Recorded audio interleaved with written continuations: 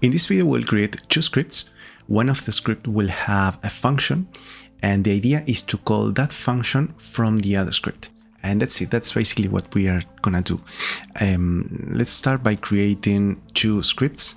Let's call the first script script A, for example. Then create script B. I'm gonna open both scripts. Here we are. So in script A, we will define the function we want to call. Basically, to define, I guess you already know how to define a function. Otherwise, I don't know what would be doing in this video, which is about calling function between scripts. So to define a function, let's write void, and we need a name for the function. Let's call it function to call. I don't know. So the idea is to call this function from the script B, from this script, and to know that we call the function, we can print a message in the console: debug.log function from script A called. That's amazing. Now, there are a couple things that you need to understand to properly nail this. First of all, you need to understand what is a reference in programming, at least at the base level. Let's print something here in the update method. Update. So this update method is called once per frame. So if that's the case, we should see this message in the console. So let's go to Unity. Let's hit play. And as you can see, nothing is happening right now. That's because the script itself, it doesn't do anything. You need to create an instance of the script in your scene, and only then the instructions will be executed and the script will do whatever you want it to do.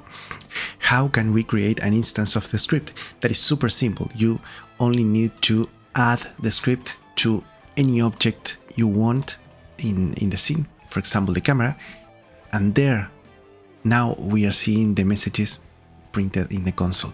That's something that I want you to understand. And also, you can have multiple copies or multiple instances of the same script.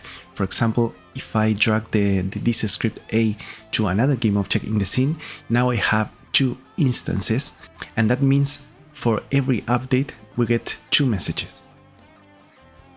Maybe we are not seeing it here because the message is exactly the same, but if we add here the name of the game object that has the script assigned, for example, you can get that using gameObject.name. Save the changes. Now we should see two messages in the console for every frame. Here, update main camera, update game object, which is game object is the name of this object. If we change this name, GDS, for example, I don't know, now the message changes. So that's something that you need to understand. And think about this.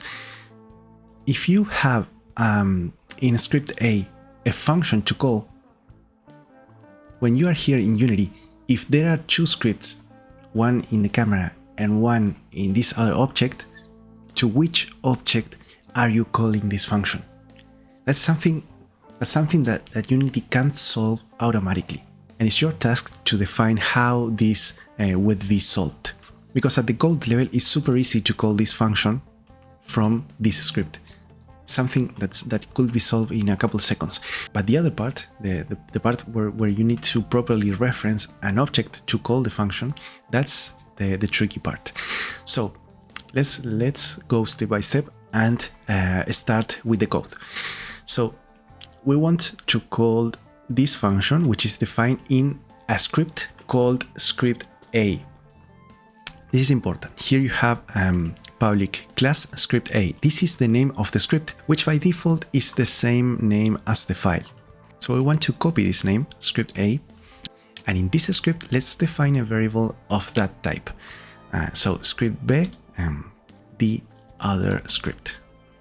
When we define a variable, we declare the type of the variable, float vector3 game object, in this case script A, this class, and we define the name to refer to that variable. In this case it's the other script, but you could have any name you want. And now if we use this variable and we apply the dot operator on that variable, we can access to variables and functions that are defined inside that script. So our function is called function to call. So this is a function we are looking for. If we write here function to call, it's not listed. And this is another problem that you can find.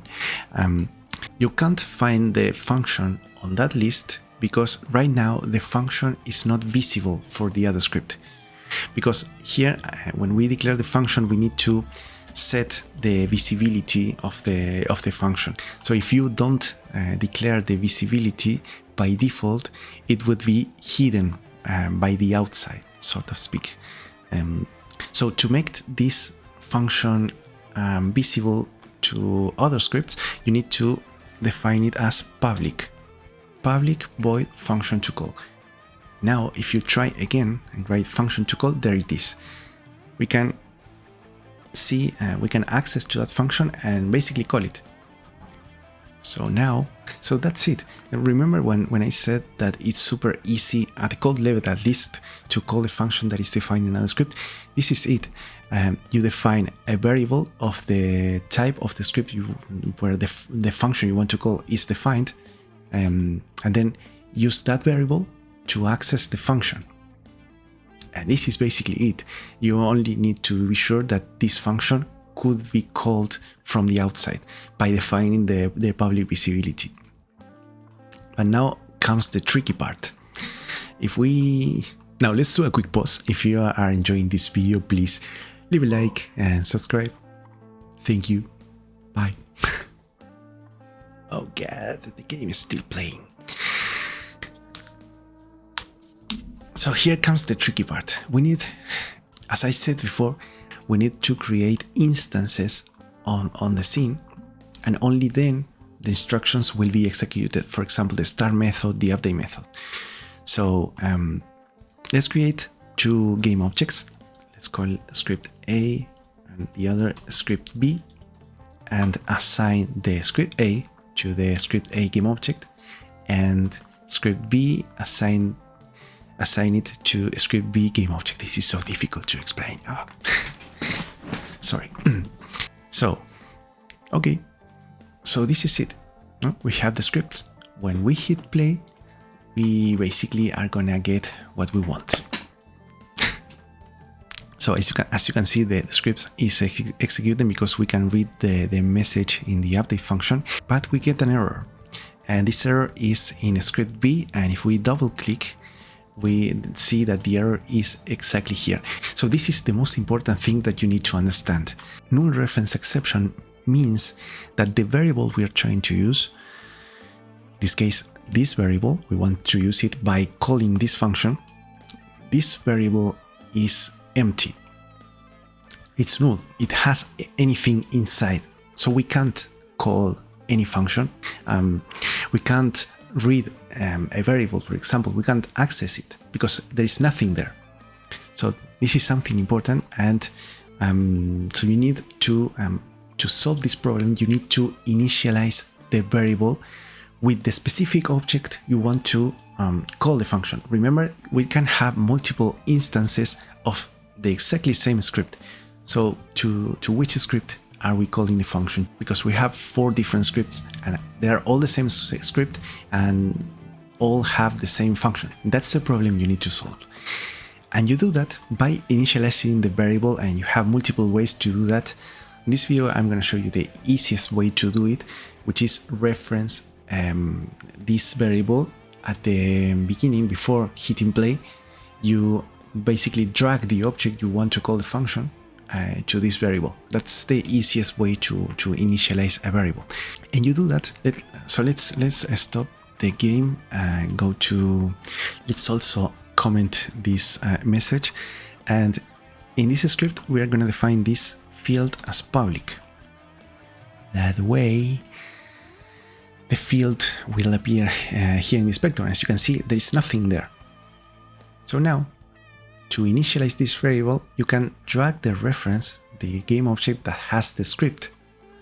You drag it to this variable, and now this script, this component, is stored in this variable. And now you can call the function. So if we hit play, you see the message, function from script A called. This message. That means we were able to call this function from this other script.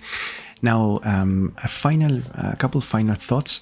Remember that a script can be instantiated multiple times on the scene.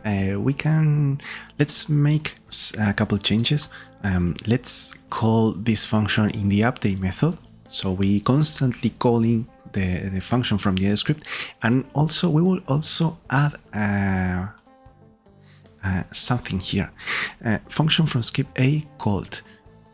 Let's add comma I am game object dot name, so we can see which is the name that is receiving the call. Now, when we hit play, we will see all the messages that are constantly printed in the console.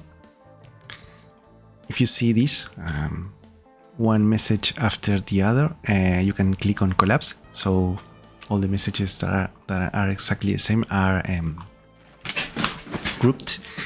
And now, let's duplicate this object. Let's call it, I don't know, John, for example. So in this case, script B has this reference. No? So we are seeing the message, function from script A called I am script A. Now, if I drag John to this field, the message changes. Function from script A called I am John. So that's something that you need to take into account. It could be multiple instances of the script, and maybe you want to call a function from the other script, but exactly to one instance, not everyone. I don't know, if you have multiple enemies, all the enemies has exactly the same script, but you shoot to one enemy, you don't want that the damage to be applied to every enemy, only the one that receives the shot. So we're gonna leave the video here. I hope you found it useful. If so, please leave a like and subscribe, and I see you in the next one. Bye.